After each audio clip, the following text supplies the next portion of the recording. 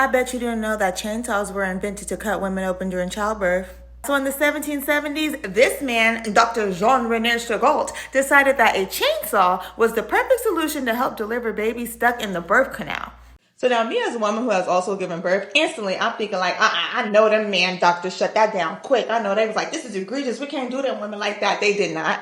They did not know. I continued to read about the story. This stuff started in like 1770. It went well on into the 1900s. When you think about the 1700s, first of all, you know what kind of people was doctors, men, and you know what kind of hygiene they had. Nasty. And it was like no anesthesia or anything like that back then. Like I know men don't exactly know what it's like to give birth and like all the complications and stuff like that, which is exactly why men should not be making decisions about women's bodies. Because if we as women did stuff like that to y'all as men, not only would y'all think it was egregious and wrong, but y'all would be so mad, y'all would be throwing tampons in the ocean like it was the Boston Tea Party. Today is what would be the 52nd anniversary of the Roe versus Wade decision.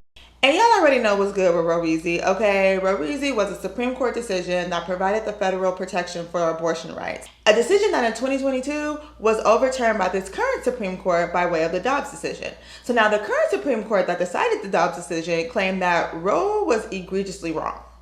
And that decision is still not clicking for me because the Roe decision was rooted in the 14th Amendment and it addressed whether 1, the right to privacy and the decision to do what you want is protected by the Constitution, 2, whether laws that prevent someone from having an abortion invade your right to privacy, and 3, what benefit is it to the state to prevent a person from having an abortion. Justice Blackmun authored the Roe decision, and in all historical accounts, Justice Blackmun, although often a more conservative-leaning justice, what he cared most about was the person who would be affected by the decision.